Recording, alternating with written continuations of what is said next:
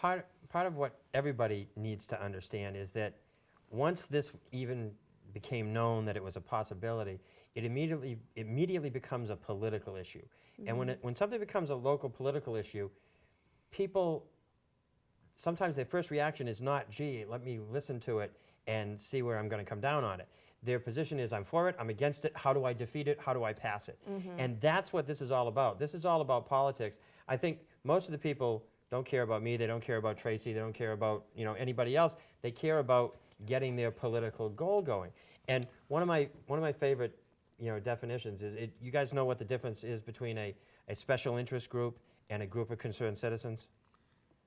Yeah, I do. Yeah. If you agree, the group I'm in is concerned citizens. right. If you agree with them, they're a group of concerned citizens. If you disagree with them, then they're a special interest group. Right. And that's really the only difference in what goes on. So it's really tough when you get into politics on this kind of level, and especially something that can be sensationalized and strike fear, and especially something that there's no core of yet. There's no proposal. You can't state and look in the facts. So the facts in this tend to be whatever somebody sitting at a table is saying that they are. Right. And that's really the difficult thing. So, and I don't envy Traci, because if her goal is to try to put information on a bulletin board and just make information available to people, that's really difficult to do, because You're automatically for it. yeah, how do you compare a hotel in Atlantic City or casino in Atlantic City or in Las Vegas or in Connecticut to one in Foxborough? All the rules are different. The dynamic is totally different. Massachusetts has got this thing wired so that they're going to make money from the get-go. The regulations that are planned to be imposed on the licensees and what they have to do for the communities are basically unprecedented, pretty much anywhere else. But nobody knows that. Yeah. It's really tough to give. It's really tough to give information when there's nothing to give information on. Yeah. The state does seem like they did a lot of homework on other communities and what went wrong and what went well. And the bill does seem, whether you agree with it or not, it does seem very well written, and there are a lot of safeguards in there for the communities based on issues that have happened in other places. And that's another thing, and Bill and I have discussed this at length, and you're dealing with a team up of two different groups, and one is the I don't want a casino in Foxborough, and one is I don't want gambling anywhere. And unfortunately, one of them is out of anybody's control at this point. Right. Okay, the state has approved casino gambling. The state has had gambling forever with horse races, dog races, and lottery tickets. And it's just, it's just a different kind of gambling. And again, I'm not a big casino person. I don't go to the casino too often. Yeah, I know. But I'm just looking at it as, I'm pro-business. I'm very pro-business. I'm pro whatever will bring, tax money in the state. They need all they can get. They spend like drunken sailors around here. They need the money. But again, it would, and I'm looking at it in Mansfield. We wouldn't get any of the direct benefits from the casino.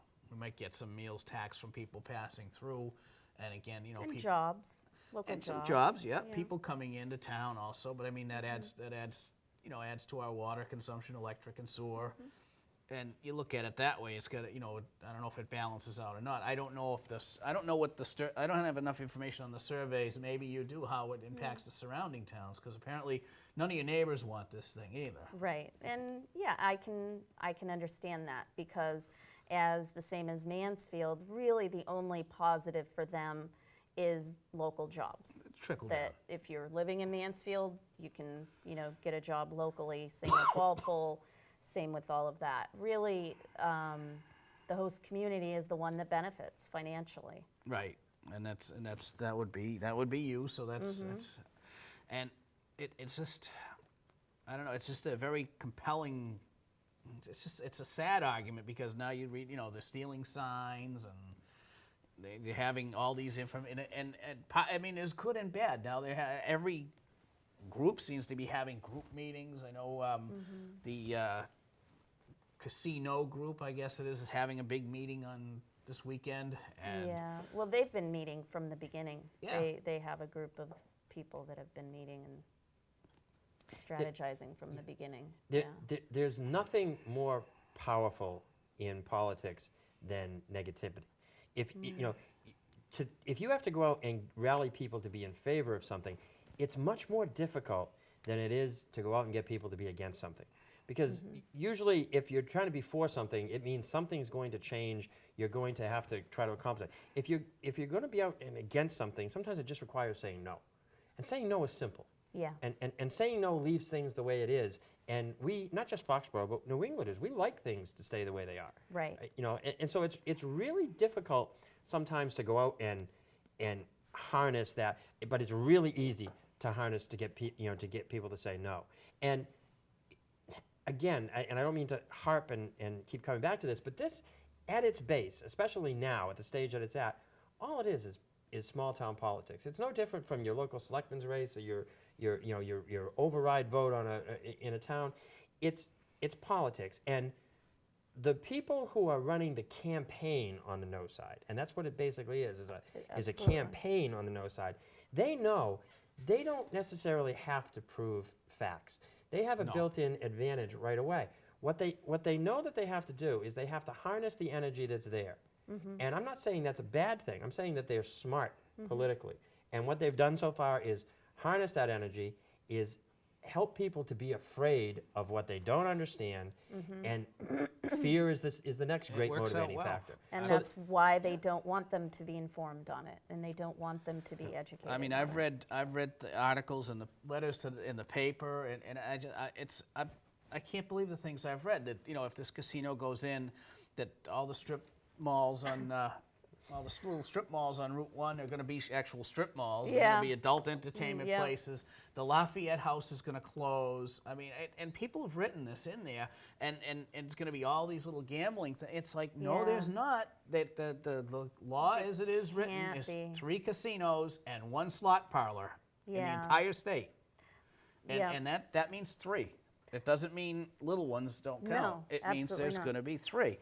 And again, I think you're on the right track where you just want to get the facts out there and let people make an informed decision. Although Right. it's And you're we aren't climbing even a mountain. talking about the real facts yet, because we don't have the proposal. We don't know the amount of jobs exactly. We don't know the square footage of the casino. We don't know how many hotel rooms. We don't know any of that. But there's already information being distributed to people from the anti-casino group, and that's basically what we have been looking at. And I know of quite a few people who initially they got that piece of paper and they were like, oh, absolutely not. I mean, they went online, they went on the patch, they went on the group, and they said, I am just not for this. They have since said, oh, well, now that I've learned more about it, I want to see more. Right. Not sure if I'm completely for it, but I want to see more. The problem And I there's- have is that there isn't a single human being out there that knows what it's going to be, because it doesn't exist yet. No, There's no formal proposal yet. right. Okay. And that's what's difficult. The vote no side know exactly what their goal is. They know exactly what it is they're trying to accomplish, and they're going about it in a smart political way. The people who want to discuss it, they don't know yet what it is they actually want to discuss. There's no firm objective. There's no place to go. So what happens is good people like Traci keep saying, well, we want to discuss it. Let's put some facts out here. And every time you put a new fact out, every time you put something out, there's going to be somebody who pops up and says, oh, wait a minute, that's not true because it's this, this, and this, and this. And because it's not specific to the actual argument, because it's not something that really affects Foxborough, because there's no proposal yet, it's really hard to defend. And you wind up spending so much of your energy debating stuff that doesn't matter. Yeah. And that's got to be difficult. Yeah, but there are facts that are being put out there that are scaring people, Yep. and they're not needed, and they're not true facts. One of them everybody hears me talk about is the low-paying job that's going to bring I think they actually even said illegal immigrants into town that are going to, cause us to have low-income housing and destroy our schools. I mean, it's like a snowball of false information. First of all, casino jobs in the, service sector are the best paying jobs in that industry. Will there be low paying jobs? Absolutely. There's low paying jobs across the street at Patriot Place and Gillette. And I didn't see, when those two places were built, an influx of people moving into Foxborough and creating low-income housing and destroying our schools. To me, there's no different. In fact, I think you're probably going to have more high-paying jobs at the casino than you have across the street. And again, you have to write it in. Whatever deal it is has to be written in there. To give preference to Foxborough residents. It's it's almost like a TIF when they do a tax increment financing or whatever it is, the funding for the taxes. Where they give you a 20-year tax break, Right. and they exchange for a lot of other things. And then write it in that you have to give preference to Foxborough residents, or if residents from the area, if they be nice, wouldn't it? Yeah. One of the things that bothers me about the process thus far is that people are saying now, well, the Foxborough Selectmen voted 3-2 not to do it, so it should be over. It should be done. And when I wrote about the fact that I thought people should still be able to vote on it when and if a proposal actually comes to light, people again like Mr. Naughton and those kind of people said, well, this is our our democratic our democratic system of government. We have a republic here. These are our leaders. They speak for us. And there are very few issues where the Board of Selectmen decides something this broad that a town is going to do. And people have to understand, the Board of Selectmen has sent a letter now saying, Mr. Kraft, we don't want to even talk to you about the possibility of locating a casino anywhere. They've sent it to the state officials. We don't even want to do it. And my question is, on what basis? I mean, who has told them? Because somebody made a lot of phone calls? Right. Now, selectmen are there. I've been a selectman. Selectmen are there to set policy for the town, to distribute licenses, to do all the things that selectmen statutorily do. What selectmen are not there for is to blindly, on their own, with no research, decide by themselves on a major direction for a community. Based on their own opinions Yeah. and biases, absolutely. And one of their arguments is, well, this whole bill was passed behind closed doors without a vote. But there was an incredible amount of research and information that the legislature looked at before they made these decisions. Whether you agree with the decision or not, they did look at the information, they researched it. Our Board of Selectmen did not do that to the extent that I feel that they should have or should in the future.